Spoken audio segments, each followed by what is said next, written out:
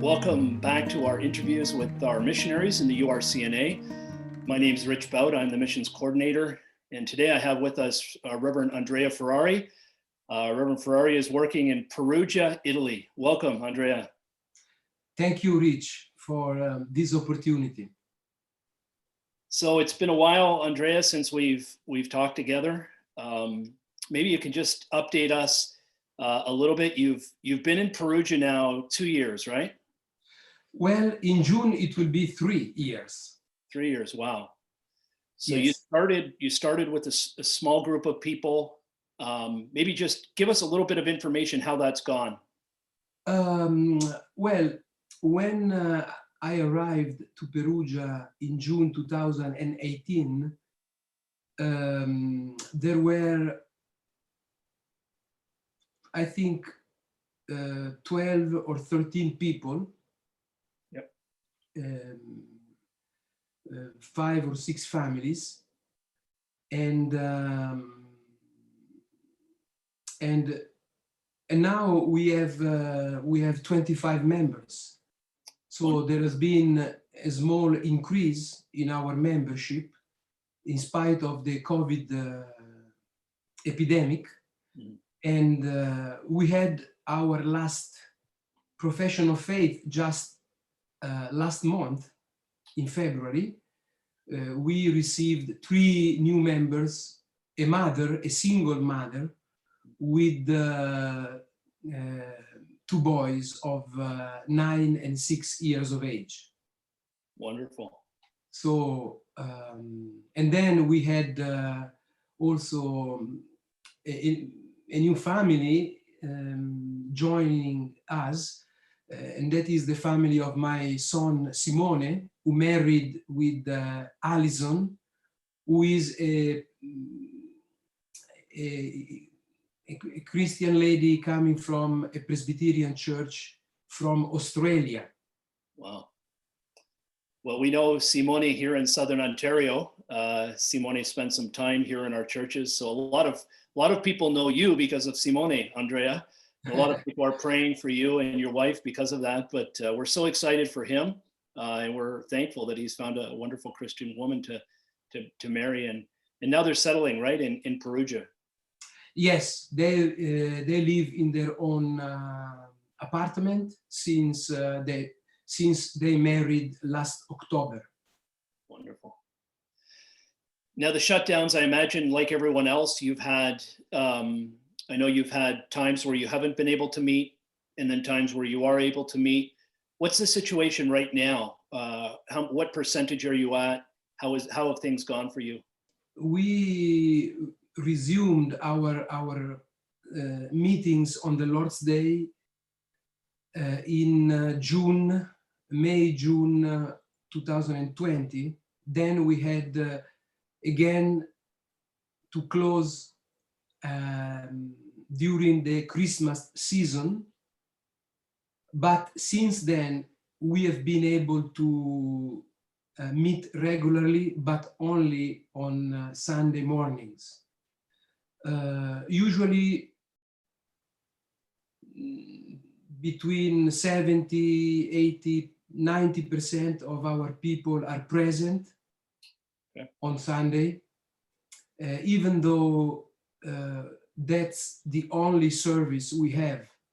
So because of that, we have meetings on Zoom through the week. On Wednesday evening, we take the opportunity to review and discuss the sermon of the previous Sunday and sharing our questions, experiences, and having people to share their minds on what was preached. And then on Fridays, we have a prayer meeting. And it is interesting because at these meetings, we have, beside our own people joining from other parts of Italy. And also we have a couple of families connecting with us from abroad. They are Italians, of course. It's exciting to see, isn't it, the way that God is using even this time of COVID to kind of extend borders and Yes. opportunities. Yes, and I must confess that I was surprised how the people responded to these Zoom meetings, because we usually have between 20 and 30 people connected, and they participate quite intensely. And that caused me to think that COVID is making some things that we took for granted more precious. Yeah, I would agree. I think everybody's just starving for Christian fellowship. And yeah, even on Zoom, it's not perfect, but it's something, right? Yes. It's very neat. Now, you have a co-worker that's helping you in a neighboring town, and you have made some plans for the town of, I'm going to pronounce this wrong, so you correct my Italian, okay? Pasignano? Yes, Passignano. Pasignano. Okay, good. Passignano. Okay. Yes, we had staying with us in Perugia Reverend Michael Cuneo since about 1 year ago. They moved here. Mike spent 14 or 15 years in Italy, laboring most of the time in central Italy, where we are. And we have known each other since he came to Italy, so we are good friends. And Mike is a graduate of Greenville Presbyterian Theological Seminary. And he is helping in expanding the witness of our church, the Chiesa Riformata di Perugia. He preaches from time to time. He helps with the work of the consistory and in visiting people, encouraging them. But our goal is to have another church plant started. So we selected this small town of Passignano because it is located in a strategic area which allows us to reach out to people that normally don't travel back and forth from Perugia. So we are in the process of renting a building to open a public place for worship. And our goal is to have the place opened around June sometime, starting having public services on Sunday.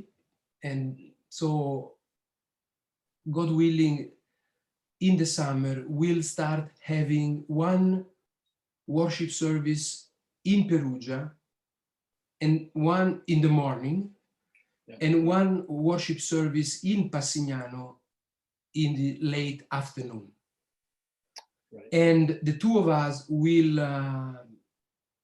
start in the hope that the COVID situation will improve, having evangelistic outreach in both places, in Perugia as well as in Passignano. Well, to me, it's neat to see the partnership that's taking place. Mike Cuneo's in the PCA, and just having, NAPARC works where we're able to work hand in hand, we're able to help each other. To me, that's really exciting. Certainly, we're building Christ's kingdom. And excuse me, excuse me, Rich, if I interrupt you, but I forgot to tell you that the goal, one of the goal is beside having a new church plant, is also to start having in embryonic form what we hope will develop as a classes in central Italy. And that's really the goal, right? That we would have a group of churches. We have Mike Brown in Milan. We have another man coming from Westminster, a graduate from Westminster. He's going to be working in Lecce, is that right? Yes, it's in the very southeast. Lecce is in the region of Puglia, which is the hill of Italy. Yeah, we just have to continue to pray, right? That God would bless these plans. Italy is such a needy place, really so secular. That was what surprised me when I was there, but our prayers are with you, Andrea. Is there anything else that, any other plans that you have that you'd like to share with us today? No, I think these are the most important things. As you may understand, the COVID situation is really slowing down everything, and not just in Italy, but all over Europe. Yeah, that's something that I think COVID has certainly taught all of us, right? We don't have the world by the tail. And I think for a lot of us in our cultures, that's what we thought, everything in control. But God has certainly shown us otherwise, and that's been good for us. It's humbling. It's humbling. And I think we needed to be humbled. So, but we just pray for you, Andrea. Our churches are praying for you as well. I was at classes in Central, in Ontario East yesterday, and we were talking about your work. People were asking about it, and I get a lot of questions about you and Mike and the works that are going on in Italy. So be assured, our prayers are with you. We love you guys a lot. And Christina, how is she doing? She's doing well, thank you. She says hello, and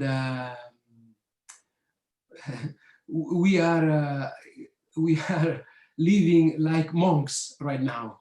Yeah. Going out only a few times during the week, but that is good because it gives us opportunity to think and pray and read together, and also rest, which is not a bad thing. Oh, that's right. Yeah. Well, thank you so much, Andrea. Always enjoy speaking with you. I look forward to being in contact with you, and we look forward to reading what you write this month for us in the Trumpet. Thanks so much for being on. Thank you, Rich. The Lord bless you. Bye-bye. Bye-bye.